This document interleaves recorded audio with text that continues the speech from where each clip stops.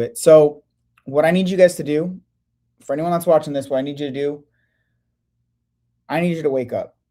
I need you to wake up and understand that the what you've been told about the American dream is quite literally what I've always feared as a massive nightmare. The American dream is quite literally a nightmare. And let's break that down and explain how you can overcome this and what you can do about it. So basically, once you wake up, you need to understand that you literally have one life. You only have one single life. Every single day that passes is gone forever. Every single moment that you skip for work is a moment that you will never get back. The issue with that is that most people are living a life like this on repeat. Every single day, they are waking up, they're getting ready for a little bit, scrambling around, commuting to work, working 8 to 10 hours, coming home tired after commuting again. They're spending money on shit that they don't actually care about or that means anything to them. And they continue to do this for 40 years. Every single night, or at least most nights, end up being nights where you have regrets. You missed a key moment in your kid's life.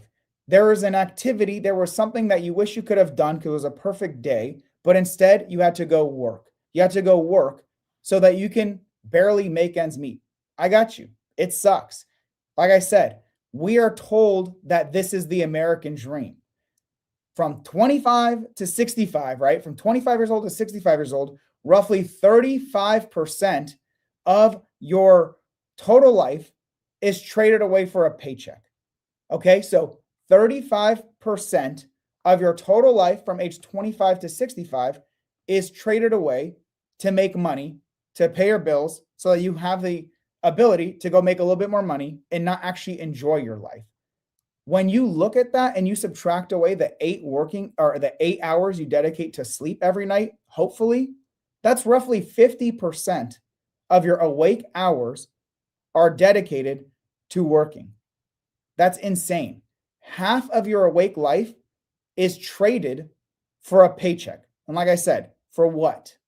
A house with a 30-year mortgage, a car payment or two. Maybe you're fortunate and you get a few nice vacations, a couple shiny toys. But the reality of it is, if your employer decides to cut costs, restructure, whatever the hell reason they give you, if they want to replace you, fire you, whatever, your entire income then just disappears overnight. Most people in our country cannot survive a loss of income.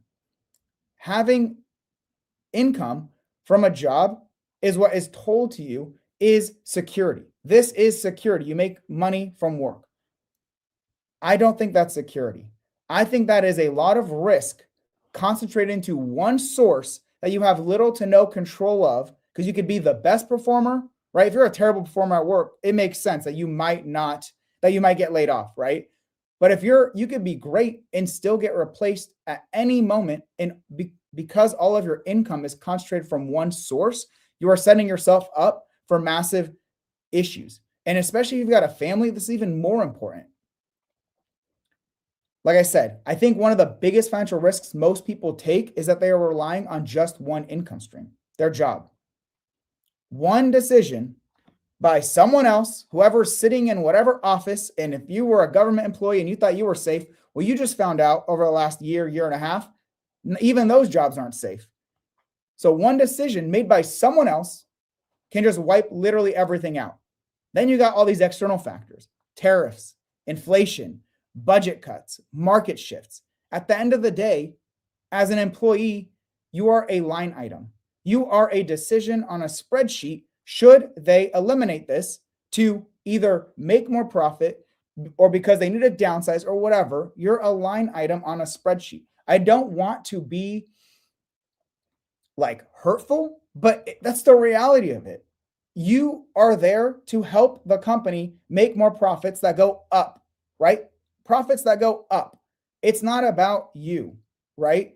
It's if you're doing a job that you love to do, and all the work that I've done as a in the Army as an environmental science and engineering officer, I loved that work. Working in the city or the county of San Diego as the chief of the hazardous materials division, helping protect our planet, I loved that work. But at the end of the day, whether you're aligned with your work's mission or not, at the end of the day, you are still a line item. And unless you control your income and have multiple streams of it, you do not truly control your own life, because you cannot control your own life. You do not control your own time. You cannot control your own time if you do not have financial freedom, and that comes from investments that you make intentionally. What I'm not telling you to do is quit your job. What I am telling you to do is to leverage that as the absolute superpower, cheat code, whatever, the initial capital that you need to be able to invest in assets that allow you to develop financial freedom. And I'm not saying you need 10, 20, 50, $100,000 a month coming in from another source, right, from your investments to be free. But if you just have a little bit of money coming in each and every month, that is extra security for you and your family. This was exactly how I thought throughout my entire 20s. And then I learned a lot more advanced strategies, which I'm going to share with you guys as well, to be able to invest using not only your money, but also raising money to buy deals. But it's imperative that you understand this fundamentally first and foremost. And I only say this maybe more so callously because this is truly how I've thought, because my parents, well, my mom who raised me, worked extremely hard, barely made our money, and she was not able to be present with us because she had to work to barely make money, to barely pay the bills, to barely be able to see us. It's like, what kind of cycle is this? For those of you that are fortunate, right, who make more income and you have the ability to save, you should be leveraging that as your security, as your off ramp from having to work forever for someone else. And if you choose to continue working, I like to work. I will continue to work, but I like to work when I control my full schedule. I control who I work with. I control what I choose to work on, if I even choose to work on any given moment. I control when I work, what my schedule looks like I said. And then if I do want to work, it's up to me ultimately. That is freedom. That is what it's all about. That's the whole goal. Like I said, I want to reiterate this. I'm not one of those guys that says you should completely quit everything and just burn all the boats and go start a business or start wholesaling real estate or buy real estate, or like without having security first. So like I said, I'm not telling you to quit your job. Do not quit your freaking job. And if you do not say I told you to, because that's the dumbest thing you could do. Your job is actually a superpower in your ability to build financial freedom. So what I'm telling you to do is not quit your job. I'm telling you to use your job. Use your W-2 as a tool. The problem is most people stay stuck in that phase, and the W-2 is everything. That is their sole source of income indefinitely until they stop working 65 plus with little to nothing to show for it. And it's like you traded away 50% of your waking hours for the most valuable years of your life, 25 to 65, and you missed out huge portions of that time, right? 50% of those waking hours, and you have little to nothing to show for it at the end. Like I said, for the majority of people, actually, that's probably fine. That's perfectly fine for the vast majority of people. For those of you watching this, you're not watching content like this because you are content with that type of lifestyle. Either you have larger aspirations, one of them being total control of your time, freedom, right? Financial freedom, so you can choose to do whatever you want, or have a ton of extra money that you can, once again, choose to do whatever you want, but with more expensive, lavish goals. For me, it's never been about the cars, the boats, and any of that kind of shit. It's always been about my time. Everything for me has been about my time.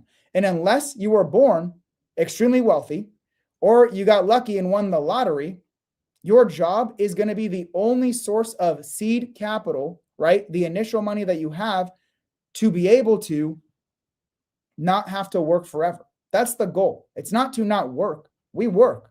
You're here because you probably work. And I'm talking to you, especially teaching you how to buy investments because you work. It's a whole different thing if you don't have any source of income, or if you have too little income, you can barely make ends meet. I'm going to tell you what to do if you're in that phase. That's coming up. But what I'm saying for those of you that work and make more money than you spend, or you can reduce your spending so that you have savings left over, the goal is to utilize that to not work forever. The goal is to convert that earned income into cash flowing assets as fast and as safely as possible. For me, real estate has been my vehicle. I'll expand into that in the variety of ways that you can invest to be able to like off ramp into financial freedom. But understand this: real estate, stocks, crypto, lending to other investors, I don't do that because I love that asset. I don't love real estate. I don't love stocks. I don't care. It's a vehicle. Real estate is my vehicle. I don't do it because I love the game of real estate. I do it because I know that it buys back my time. Every single property that I own, every single one that generates an additional $1,000 a month in cash flow, that reduced my dependence on earned income. That is what allowed me to retire with more money than I ever made in a job before I turned 30. I was able to generate more in cash flow and be financially free at a higher level, literally have more money coming in every single month. Now especially. I mean, I've had an extra 2 years to expand on that. But I was able to recreate and generate more income through cash flowing assets than I ever earned in my job. Understand this. I was military when I started. Was maybe $60,000, $60,000, $70,000 a year. That's not a lot. That's not a lot. That I'm fortunate that I wasn't enlisted. I was an officer. I had an engineering degree, so I made more than if you were brand new 18 years old. But I got my engineering degree, and then I joined the military as an Army officer, so I got more income. But understand, I'm not saying you need to be making $500,000+ to be able to do this. If you think that, you lack awareness, so you need more education to understand that it's much more possible without going that route, or you need to understand that you need to develop the skills to understand how can you buy deals this way. So maybe you understand you can. Well, how do you do it? I'm here to help you guys do both of those things, because I did a lot of this without ever making over six figures. At the very last year of my W-2 career, I was set to make $140,000 a year, right? That was at one of the top government positions I could get. $140,000 a year in California and San Diego. So it means much less than the vast majority of our country.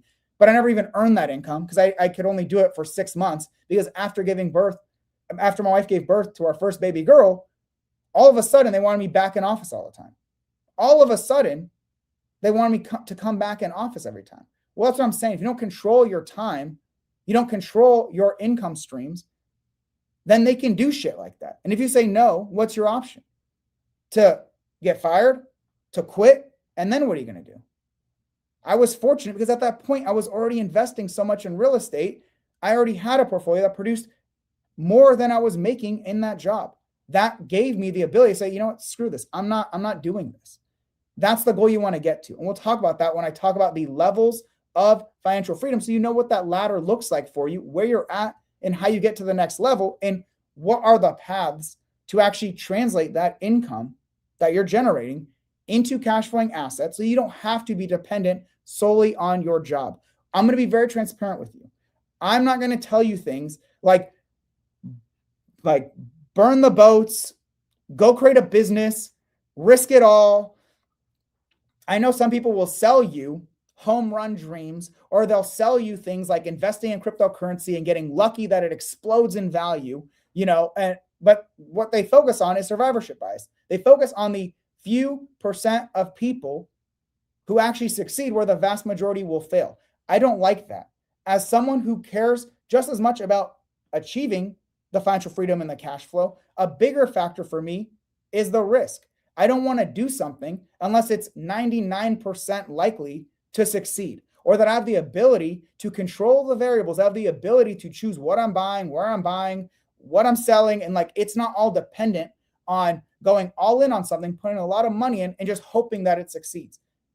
This is why I focus on the staples: stocks, real estate, lending. Those are kind of the core three that are proven historically to succeed, with the vast majority of people doing it the right way.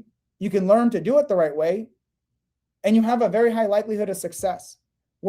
And the downside risk, like if you were to lose money, you don't really lose 100% of your investment. Maybe you don't make as much returns as you thought, fine, right? But if you invest in a business and it all goes down, well, you're screwed. Invest in a meme coin, Dogecoin, and it goes up from, 10 cents to $1, but you don't sell it and it goes down to half a penny. Well, you just lost everything. I don't like that. I don't want home run wins at the cost of like catastrophic losses. It's about proven, repeatable paths that anyone can learn and do so that you can actually execute on that.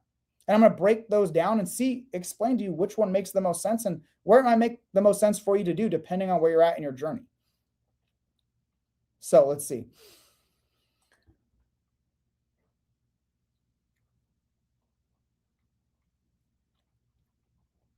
All right, so let's talk about what that basically looks like.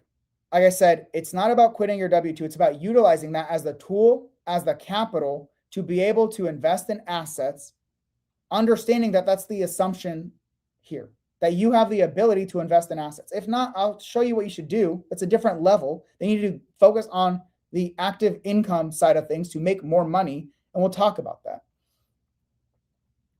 All right, so the reason why I invest in real estate and other assets is not because I love that asset. That's like a weird thing. Maybe some people do. I think Warren Buffett might, Ray Dalio might. I don't care about the thing. I care about what it provides me and my family. And I like to do things that are proven, that generate pretty, you can't ever guarantee a return, but pretty confidently you can estimate the returns and you know the risk is not catastrophic.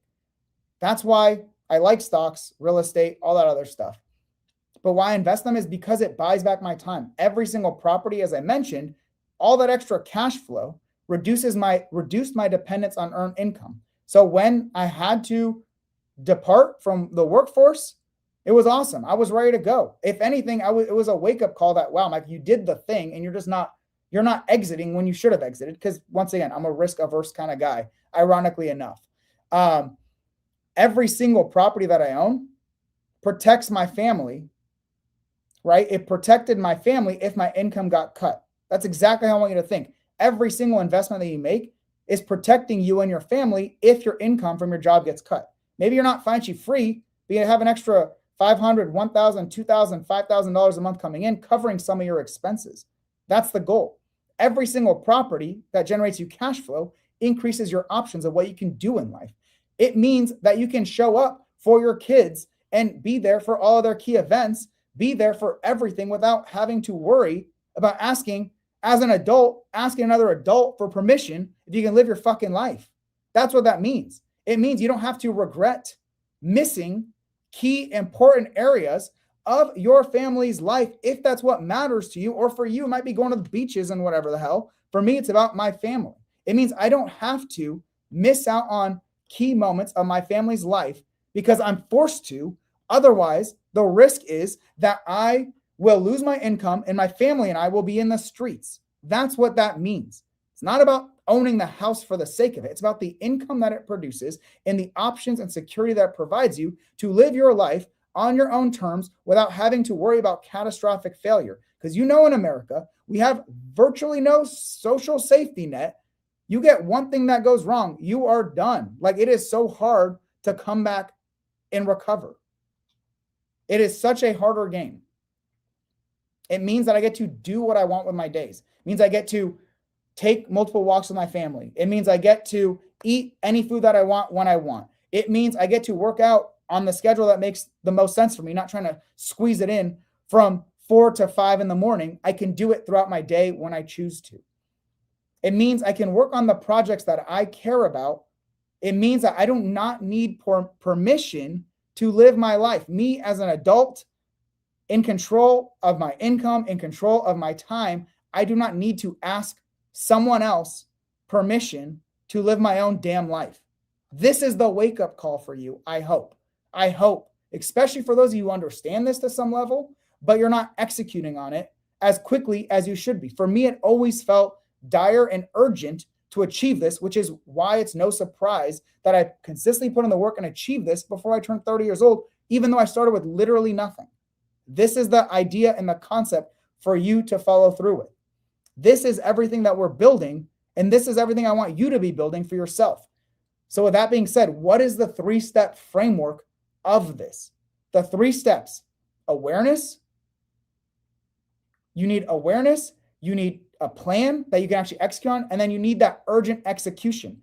I'm going to break all this down in more detail, But what that means is awareness first starts with clarity.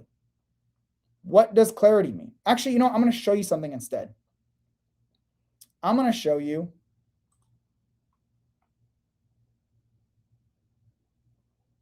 we're going to come back to this. Let me see if you can actually see it. There we go. What I call the financial freedom ladder. My 6 stages of financial freedom. The first step is clarity. What clarity means is that you understand your current financial picture. What that means is you first understand that it is possible for you to become financially free. A, you got to understand that that is a possibility. And then B, where are you starting out right now? You can't even start the path to financial freedom, not truly, unless you know where are you starting out. What is your current income, right? What are your current expenses? Depending on how much you're spending, how much money do you think you're going to need to become financially free? The easiest thing to do is say, if I'm spending $5,000, I need $5,000 a month coming in. If I'm spending $10,000, I need $10,000 a month coming in. Okay, well, you have your income, you're making 10K, you're spending 8K, right? It's a lot of income for the vast majority of people. You're making 10, you're spending 8, you have $2,000 left over. That is how much you are saving. That is clarity.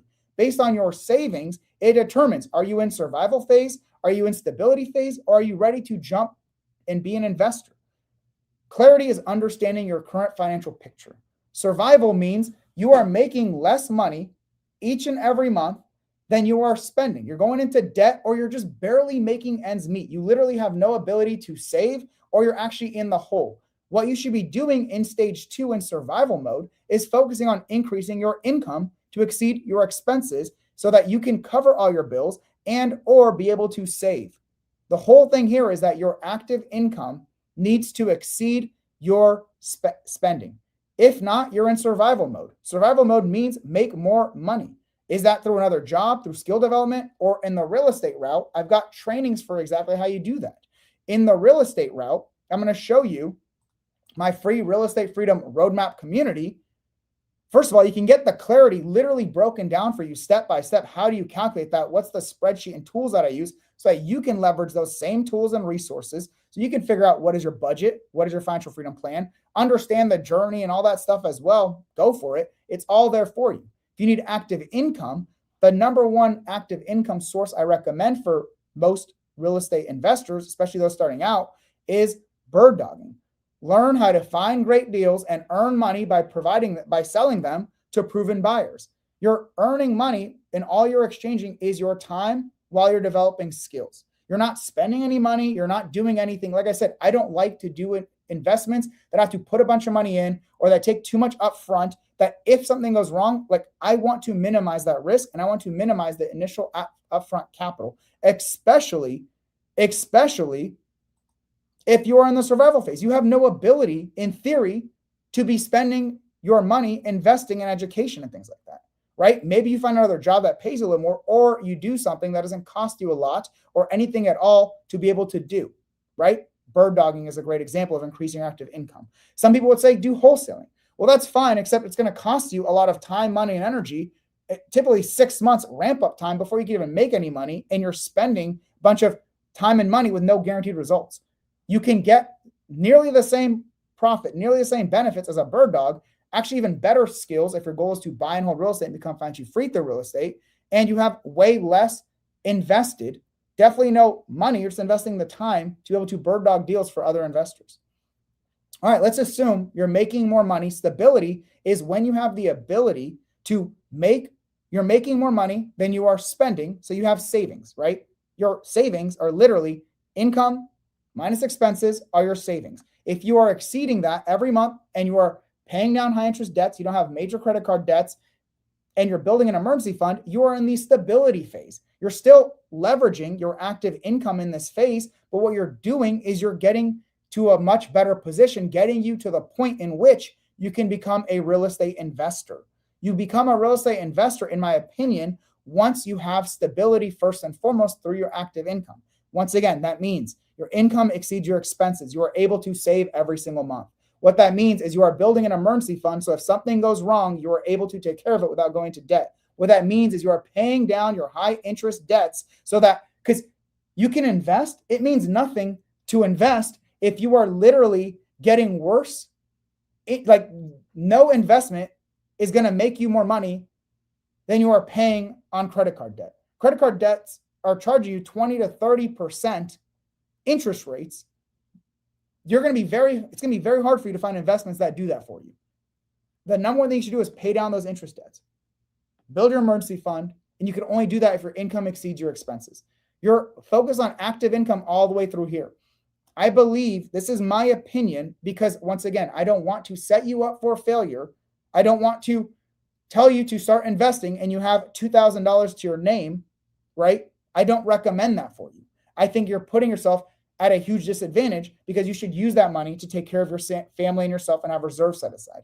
And then if you want to be an investor, the number one cheat code to being an investor is paying for education and or tools and or community. That is the number one thing that you can do to level up as an investor. You can do it the free route. You can listen to podcasts. You can listen to, you can read books, which are pretty cost effective. You can leverage free things like my free community to get started. But understand, even within my ecosystem, I have a co-living community, which is lower cost. What this does is teach you how to find the best types of investments, real estate investments that you can actually purchase and get $1,000+. We're just looking at a deal yesterday, $2,000, almost $3,000 a month in cash flow, right? So it's like you can spend all that time and energy trying to do it yourself, or you can pay to accelerate that. But you shouldn't even consider that until you are at least at a point of stability, and it's a good decision for you to take it to the next level.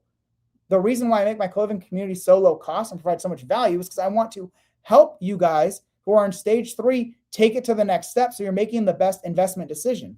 The problem is a lot of people come to me once they've already invested in real estate, and that's good because I can help you take things to the next level. But in reality, you could have used that money that you earned and saved to invest way better into way better deals, way higher returns. That's the whole goal. And as an investor, right, you can be an investor once you have some savings set aside. That's going to depend on what you choose to invest in. In my opinion, stocks are a great way to start. I'm not saying go invest in individual stocks or anything. I'm not saying that's going to make you financially free. The downside of stocks is you can only invest what you earn. If you want to invest, if you have $10,000, you can buy $10,000 of stocks. And the problem is you have no control of that. And the problem is it gets lower returns, 7 to 10%. On average, that's pretty solid compared to most other things with the amount, with how much lower risk it is. But understand the combination of only being able to invest what you earn and save, and that it gets those lower returns, right? That's 7 to 10%. You have no control, and it's going to take you almost 40+ years to achieve a certain level of financial freedom that you're probably looking for, right? It's a nice place to start. The whole point is that you can get in for super low cost. So you have $20,000, $30,000 in stability.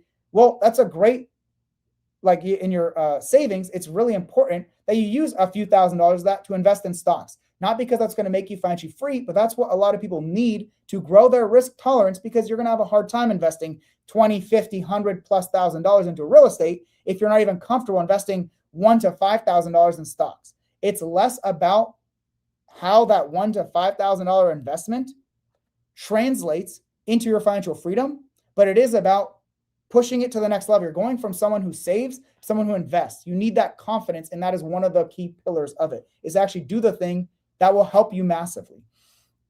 With that being said, as an investor, you can stop there, right? You can stop and only invest in stocks and all that stuff and take the 40 years. A lot of people probably should stop there. If you're not willing to put in a little bit more work for much better returns and a path to much quicker financial freedom, then that's probably the right route for you, because it's better than just saving in your bank account. It's literally the best thing you can do if you're going to be as passive as possible and only invest with your own money. Well, the difference is real estate investing gives you a massive advantage compared to the stock market. Why? Because I can use that $10,000, $20,000, whatever, $20,000, and use that as a down payment to buy a $100,000 house. Does that make sense? You have $20,000, you invest that into stocks, you're buying $20,000 of stocks. I can use a 20% down payment on a $100,000 property and buy a property $20,000 gets me control of a $100,000 asset, a $100,000 property that generates me cash flow, builds wealth through the property appreciating in value, my debts being paid down, and the tax benefits associated with real estate. Yes, that has more work than investing in the stock market. If you want to be extremely passive, just do the stock market. Understand it's going to take you longer. It's easier, and that's fine, right? That's a fine route for the vast majority of people. Most of you watching this are not content with that. You want to invest in real estate. Great. How can you invest in real estate? I think there are two fundamental categories you have to consider. Let me just go to my face. Two core categories for you to consider when it comes to investing in real estate. Do you want higher returns and be more of an active investor, or lower returns with less work and be more of a passive investor? What that means is, similarly to being able to buy stocks that you don't really control over, you just control what you invest, you can do something similar by passively investing in real estate investments. What that means is that you take the money that you're earning from work and you are investing that with another real estate investor who's going to find the deal, do all the work, and then pay you either interest or give you ownership of assets. This is a huge part of how I've been able to grow my portfolio, is because I work with people that want to be more passive. They want to invest their money with someone doing real estate the way they want to be doing real estate, right? Like the same types of deals that they want to do, the returns that they're looking for. They bring the money, I buy the deals. They're passive investors, and either they get interest rate return or they get co-ownership of assets, and I'm the active investor. I find the deal, I do all the due diligence, we close on the property, right, including raising the money, close on the property, we renovate it, we furnish it, we property manage it, we handle the payments, right? They, as a passive investor, can get higher returns than the stock market will provide, but it is more work because you have to find the people you want to invest with, analyze the deals that they're doing to make sure they're the right deals you want to invest on. So it's more work than stocks, but it's not a ton more work, and it's still very passive once you've made the investment decision. Well, then there's active investing, right? Like I said, I'm an active investor. You can be an active investor in a couple ways. The fundamental first way is you are earning money, right? And you get the choice. You have savings, put it into stocks, put it into being a passive investor for real estate investments, or use that to become an active investor. Use your money to buy real estate that you now own, right? That's how I started. I was a active investor using my own money, but that's a little disingenuous because I bought properties when I first started. My first few were house hacking. I was buying a property. I lived in one unit, rented out the others. What that meant is I could buy properties with my VA loan, 0% down payments. FHA loan, 3.5% down payments. Conventional loans, 5% down payments. You can buy a property that's 1, 2, 3, or 4 units, right? 4 units on one property for 0 to 5% down payment, depending on the loan product. That is the concept. You can use your money to invest actively in your own deals. That is what that's all about. You can invest that through house hacking the way that I did. You can use that to invest in, but there's downsides to that. I've got plenty of videos and trainings on that, right? You could only do it in your local market. It's slower. You got to wait at least a year between them. There's like limits because of the traditional financing and how many of these loans you can have, all these different things. That's the downside, right? But it's nice because you can buy properties with a lot less money down. And that means you can more likely fund it yourself because it's lower down. I mean, I bought a 2-unit for, less than $10,000. And this was when I was stationed up in Alaska. I bought my 4-unit with $13,000 because of the way we negotiated closing credits and the 3.5% down payment. So with less than $25,000, I owned 6 units that were generating me thousands of dollars a month of cash flow. Well, then I developed a lot of my skills. I started focusing a ton on developing my skills so I can find more deals that were not dependent on me house hacking that I can buy with less money down. For me, that came in the form of creative financing. Then I took it to the next level, which was through capital raising, and I'll expand on that. So as an active investor, using your own money to fund deals, right? That's what I consider as an active investor. Funding your own deals is the baseline. Then you can, when you're doing that, you can do that through house hacking to get lower down payments, to be able to buy properties with less money in. You could do that through, like people talk about the Burr model. You could do whatever you want. Any type of investment you can do. Instead of house hacking, you could just go buy a rental property. Typically need 20 to 30% down payment. Instead of 5%, right? You need 20 to 30%. You need more money in the deal. To do that, they allow you to do less down payments if you're living in it because they think it's lower risk for them, right? The banks think that. Or you can leverage creative financing to get something in between or lower down payments, but you're using your own money. That's what I consider active investing.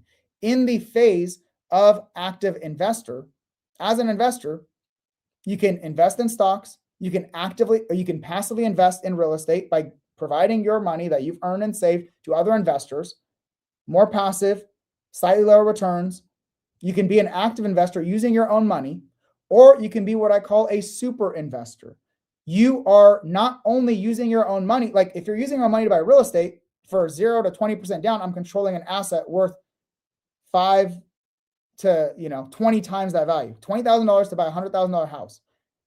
Well, as a super investor, what you're doing is you're no longer relying on your own money either. You've developed and invested so much into your skills that you're finding phenomenal deals, and you're able to buy those the way that I've bought the vast majority of my portfolio over the last 3 years by raising money from other investors, other passive investors. Does that make sense? Invest your money, invest into stocks, most passive, slowest, least control. Invest your money as a passive investor to real estate investors, and that is going to be less work than actively investing, more work than investing in stocks. That is going to be lower returns than active investing, but typically higher returns than investing in stocks. That means as you get to your goal faster, actively invest into your own deals using your own money, or super investing. Learn how to raise money to buy real estate so your money is no longer so your ability to buy great deals is not dependent on your own money, your own earnings and savings. That's how you really accelerate the journey. That's how you take it from stocks that are 40 years to investing passively that may be 30 years to achieve your goal, to investing actively that could be 10 to 20 years, to then doing what I did, which is accomplish it in less than 5 years. You need the ability to buy real estate, and you need money to be able to do so. It doesn't have to be your own money, but that's a different form. It's a different level of skill development. When we're talking about being an investor, as I mentioned, it's really imperative that you understand that there are levels to being an investor. I can break this down further, but there are levels to being an investor. In my opinion, you shouldn't even consider investing in anything except maybe a few thousand in the stock market, unless you have 10, 20-ish $1,000 in savings on top of your emergency fund. You complete level stage 3, you have money left over, and now you're investing the excess without it crippling your family if something goes wrong. Then as an investor, you can progress up through the ranks or choose the one that makes the most sense for you. But when you get to the investor phase, like I said, the biggest cheat code is paying for education. I mean, honestly, just education, it's community, it's tools and resources. I give a lot of free stuff away. I have very low cost stuff. I have literally my super investor community, but it's very limited to who's allowed to join that. And I'm not saying do my stuff. I'm just saying at that point, it makes sense. If you have 20, 30, 50, $100,000+, it makes sense to invest a portion of that to develop your skills so you can buy way better deals that generate you way more returns, because the way you accelerate your journey to financial freedom is by developing the skills that allow you to make more per every dollar that you invest. So that means if you're investing your own money, you want the highest return per dollar invested. And if you are investing, if you're raising other people's money, well, it's even just as imperative that you learn how to find the best deals that generate you the most returns. All of that accelerates your journey to financial freedom, right? If it's slower in the stock market because it's lower returns, well, as you increase your returns, the journey is much faster. And all that compounds. And with real estate, you get wealth benefits on top of it. So with that being said, the levels of investor, extremely passive all the way to extremely active, and going from using all your own money in the stock market or passively investing in real estate to utilizing your money actively in your own real estate to none of your own money, or maybe some of your own money or none of your own money, right? There's a bridge to that. So if you need $100,000, you put in 50, your partner puts in 50. That's also viable. That also gets you deals. So there's the in between, or fully raising the money for your deals. Those are the levels to being an investor. Like I said, I think this is the most important time if you're choosing to invest in your education, that you do so. This is the reason why For free, I'm doing a free 3-day co-living challenge right here where I am breaking down how you can build financial freedom through real estate. This is exactly why I'm breaking down how you can close your first or next real estate investment using the co-living freedom strategy.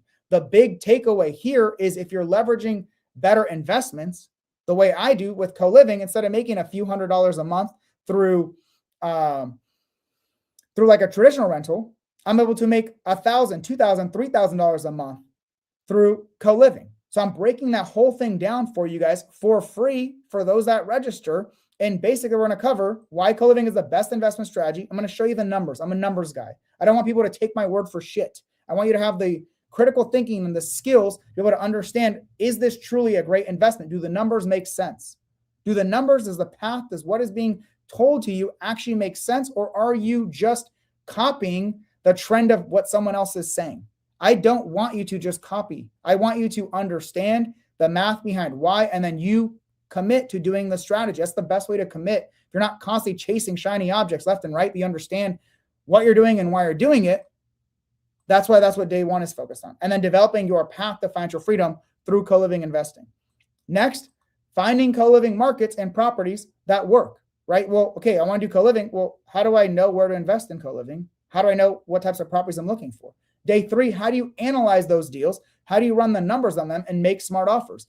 As a matter of fact, this is a perfect time to show you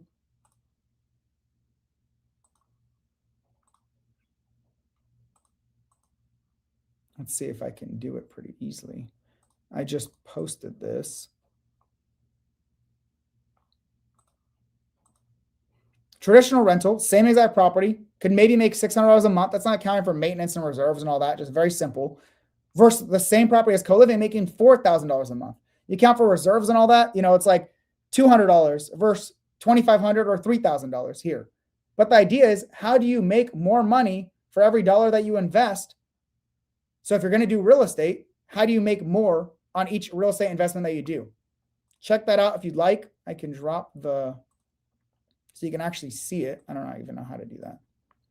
Whatever. I'll drop it in here for you. If you want to check that out so you can understand it better. All right.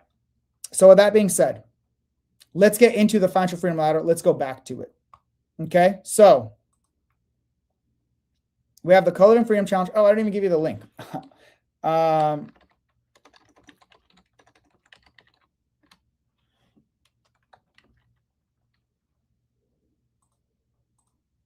Let's see.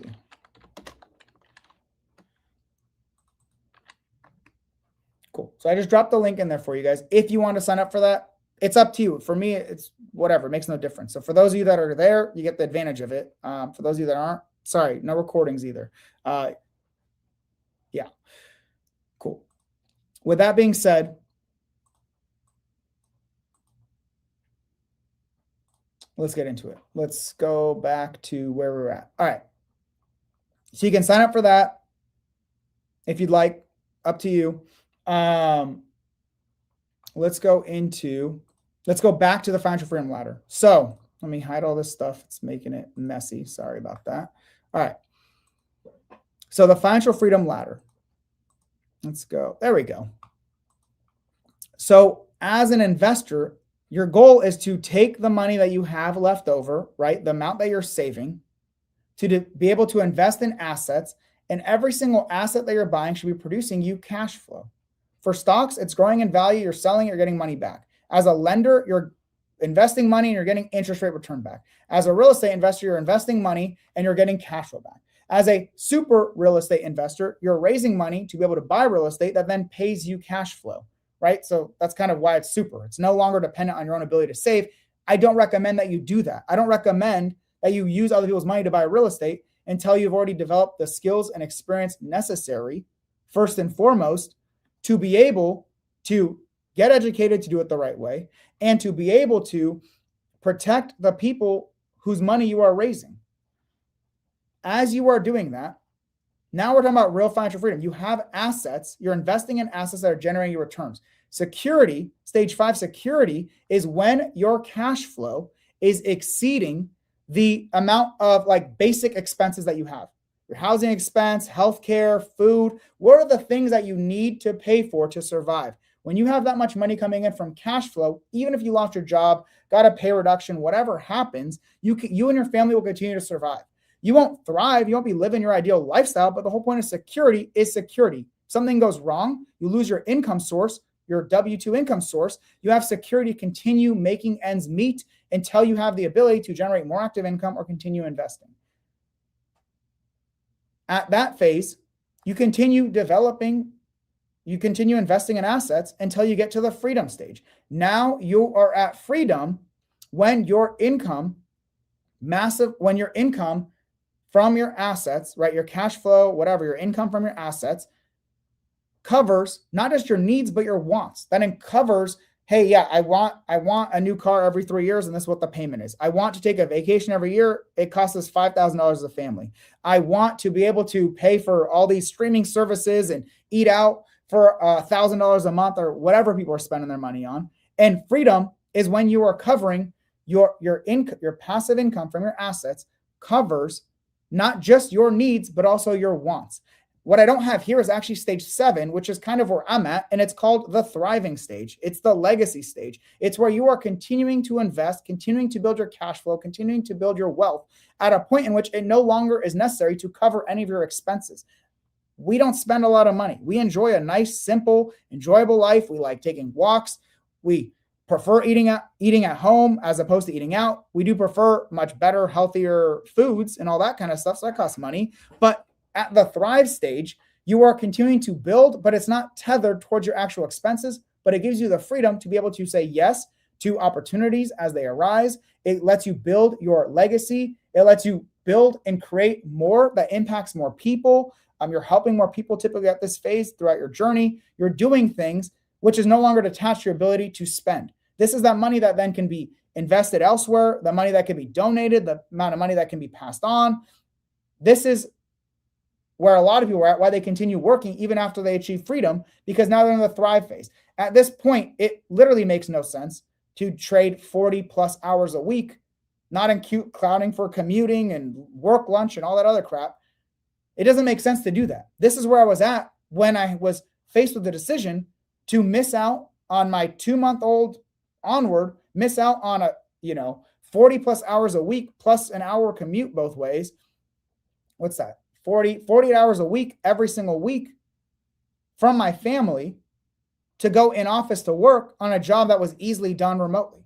Well, when that was faced to me, thankfully, not only did I was at the security phase, I was at the freedom phase.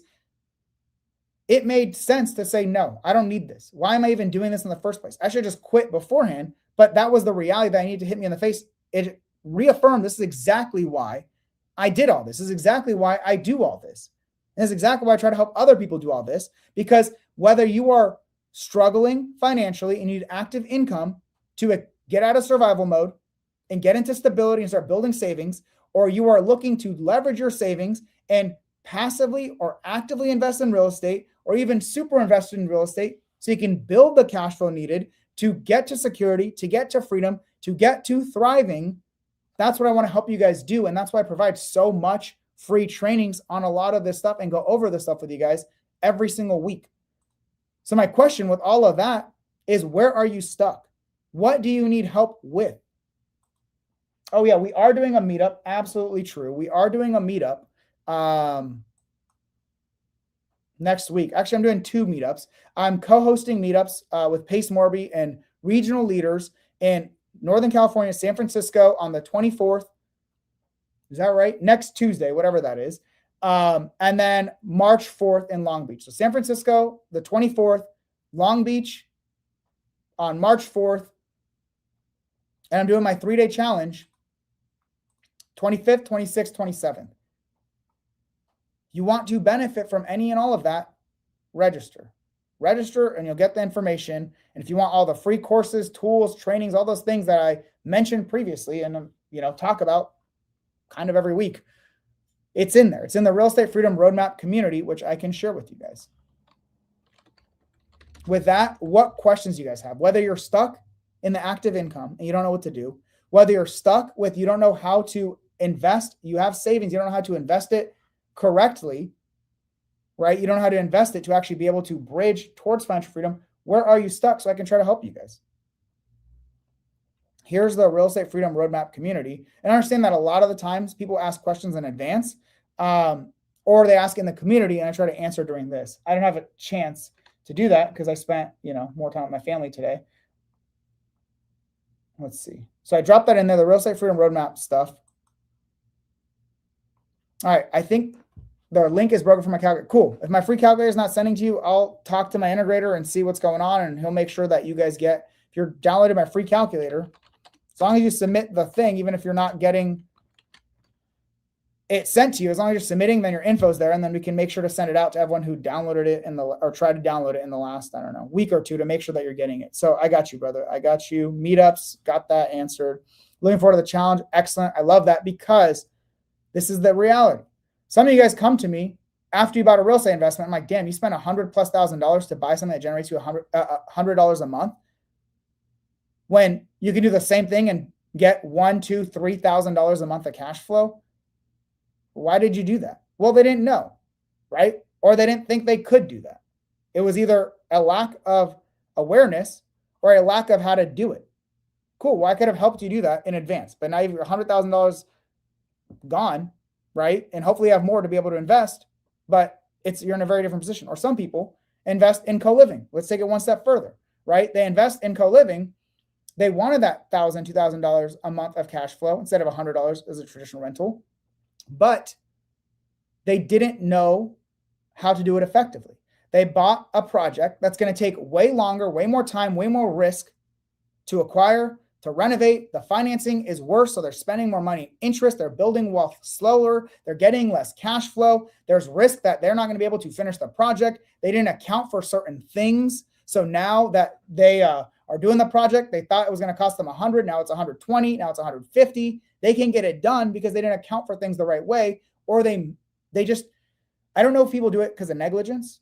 I think if they just don't know, typically, it's more of an ignorance than it is negligence. The result is the same either way. You're screwed unless you can get that done. Same reason why right now we were able to buy a property from someone at a discount. They did all the work and they couldn't execute the final refinance. What that means is we get a property with little to no work that generates us over $2,000 a month of cash flow because we understand what we're doing and we can get that problem solved when they couldn't. That's just the reality. The same way that I can buy someone's property creatively who's facing foreclosure because they have a long-term rental that's losing them money each month, where we're going to make thousands of dollars a month in cash flow as a co-living rental because we understand co-living and we understand how to do co-living. Same way, you can understand what is co-living, very different than actually understanding how to do it and then how to execute it on it correctly. That's why I make my co-living education.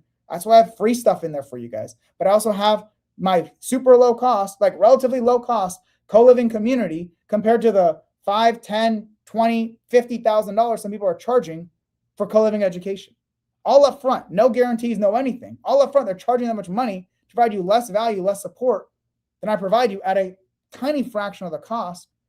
I don't even push you to do it. If you want to do it, great. It's a resource to you. I don't care if you don't do it. It's no difference to me. It's for you. It's a resource there for you, and it pays for the team to be able to handle all you guys' live support questions. Hey, I'm looking at buying this property. Can you help me analyze it? Great. There's multiple weekly calls to help you analyze your deals. And I got the whole step-by-step training on how to analyze deals. Hey, I'm looking at this property. Do you think this could convert into from 4 bedrooms to 8 bedrooms? Cool. Well, the project manager and operations people that are there, that are available, Leanne and David, they can help you look through your property and see, based on all their experience with our projects and other projects, can this thing logically convert? Or are you missing things? Hey, what's in that corner? It looks like there's water damage. There might be mold behind that wall that you may not have understood or may not have noticed, but they've gone through it so many times. That's stuff they can support you with. Hey, I'm looking to renovate it. What do you think about this? Should I convert the garage?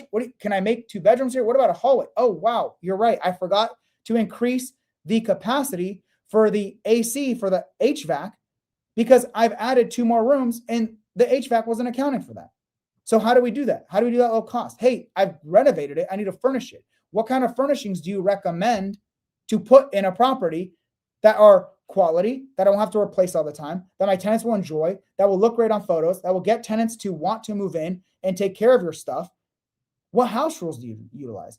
All these different things to provide you guys that support to help you out, especially before you make the wrong decision, either investing into a dumb long-term rental or into the wrong co-living rental. And then for the tiny fraction, you guys, the tiniest fraction, you guys, who are already actively investing, whether it's traditional, long-term, you're using your own money, or you have a lot of skills and experience or a lot of capital, I can help you through super investors, put that to work to get you way more returns way more quickly. Same way why 2 super investors this week are closing on one deal that's generating $2,000, no, close to $1,750 a month in cash flow. And they raised the $75,000 to buy that deal. First time ever raising capital, but now they are able to buy this deal, generate the cash flow, and raise the $75,000 to buy it by providing a great investment opportunity to someone else. And they get infinite returns on that deal. More importantly, they have the skills to do this over and over and over again, which is the most important for me. I don't care about teaching you how to buy one deal. I care about teaching you how to build the system, the infrastructure, the knowledge, the skills to do it, not just once, right? Twice, 3, 5, 10, 20 times, however much money you want to be able to make passively through real estate. I want to help you develop those skill sets. That's what Super Investors really is for. Helping you build the 3 core systems of deals, money, and operations that are scalable to actually build your financial freedom portfolio, not just buy a great deal. You basically have all that in the co-living community. It's already there for you. Tiny fraction of what other people are charging, and it's already all in there for you. All right, so the last one, yeah, super investors. Or if you have a bunch of money, I can show you how to invest that way better in whether you're a passive investor. I can help you get into your first co-living deal, basically do all the work for you, hand off a turnkey property to you, or you can just join me on a property that we buy and we own and you guys are a partial owner, or I can show you how to leverage your capital. There's a lot of investors start with passively investing first and foremost, as a passive partner to develop the knowledge and skills and confidence to be able to do it independently. Does that make sense? They want to be an active investor, but they think the bridge to getting there is passive investing first. I'm not saying that's wrong. That's definitely a viable strategy. It makes sense. But you can also use that same money, if not less, to end up actually owning the property, right? You don't have to just invest it in your education to be able to do all that stuff, get a better education than being a passive investor, or actually be handed off a property with similar amount of capital. My bro, Vic. All right. Do you think co-living will go away depending on the economy? Like how Airbnb went away when the economy changed? Good question, brother. No, it's the exact opposite. Why is Airbnb going away? What shifted in the economy?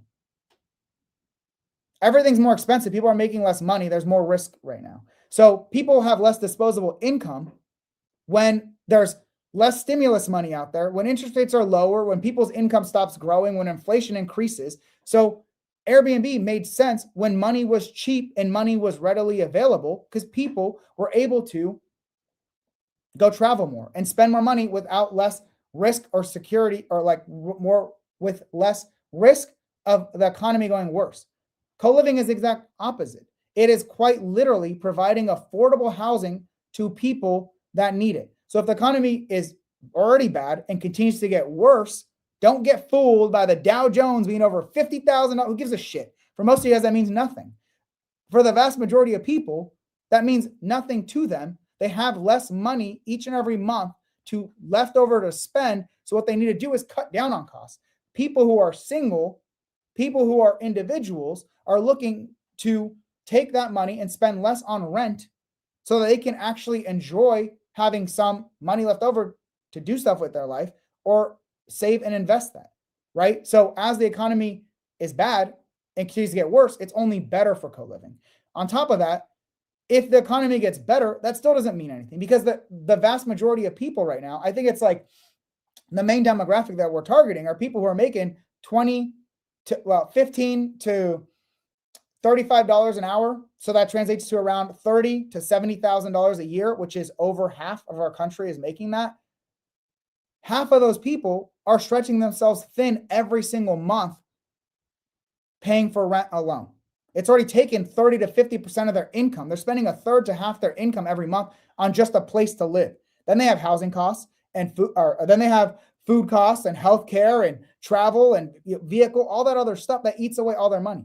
Well, they're looking for an alternative. That's why co-living makes a lot of sense in today's economy, previously as well, today's economy, and even more so as everything gets worse. And if you think the government is going to solve these problems and people are going to have more money than they've ever had before, and they don't need and want to save money on housing, well, you're wrong. That's just not what it shows historically, and things are only getting worse.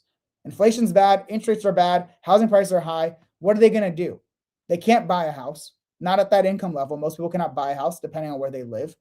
They can rent, but they're giving up 30 to 50% of their money to rent to have the privacy of a 1-bedroom or a studio that they spend little to no time in because they're literally working over half the day and then commuting because they have to live farther to be able to afford that rent, to be able to live in that area. No, people would rather live in the city, in the major areas, save money on housing, and have savings left over to go and enjoy their life, and or to leverage that as savings for whatever they want to do afterwards. Help them build on their on their investing journey. I say that because that's quite literally the people that we work with. It's working professionals that either want to cut costs to enjoy more of their life, to be able to Uber Eats more and go to concerts and travel, and those that are doing it to save, whether temporarily or typically it's temporarily, so that they can go buy their own house, so that they can go and invest in stocks, so they can go and invest in real estate investments. That's really the main categories. People are always looking to save money to be able to do more with that same money, as opposed to renting something that they spend little to no time in anyway, and they have to sacrifice every other part of their life. So no, that's not a concern at all. If anything, you're seeing the exact opposite, where governments are heavily regulating short-term rentals and Airbnbs because it's taking housing from locals and increasing the price of everything. Well, what we're doing instead, which is getting pushed and made more and more easy, think of Colorado, think of these various markets that are making it easier and easier to do co-living. Why? Because we're taking a single family home, typically more expensive, typically it's not renting or selling. We're taking that 5-bedroom, 3-bath, and now turning that into affordable housing for 5, 7, 8, 10 people. That's exactly what local governments need. That's what they need because they understand the seriousness of this, and they can't do it. And we see that over and over again. Governments try to create affordable housing. Shit costs them a lot of money, and they only make a tiny handful. It makes little to no impact. Having me with over a dozen of these things, and you with 5, and another person with 5, and another person with 5, you start adding that up, that's 100, we'll say. Let's say it averages 7 rooms. That's 700 affordable housing units added to that area, and it's a great investment for us, which is why it's done, right? It's a great investment for us as investors. It's a great benefit to those 700 people that need affordable housing. It's a win-win all around. People will say, well, you piece of shit, you are taking advantage of people that need affordable housing to be able to get investment returns. That's the wrong way to look at it. If you think of it from that perspective, you can say that about basically anything. If you think about it from that perspective, okay, so what is their alternative? If that's not viable, what is the alternative? They spend 50% of their income on a studio, or they live in the streets, they live in their car. Where is that middle ground? That doesn't exist. That's what this is. This is the middle ground that doesn't exist otherwise. So you want those same people to live on the streets instead, or spend 50% of their income on a place to rent, a place to sleep for a couple hours so that they can go and work, trade away all their time to have no money left over for a place to sleep. This is the middle ground. Okay, well, if I didn't buy that house, someone else could have bought that house. Okay, cool. How does that work? We're buying 4, 5, 6, 7, 8 bedroom, bigger properties, not starter homes. The people who need this type of housing can't afford even a starter home worth $200,000-$300,000, let alone larger houses. So they can't buy those houses anyway. We're taking something that has little to no value in the grand scheme of things for the vast majority of people, right? It's got value as an asset, but it's not providing a service, not nearly the same service it's providing to the 5 to 10 people that get affordable housing now.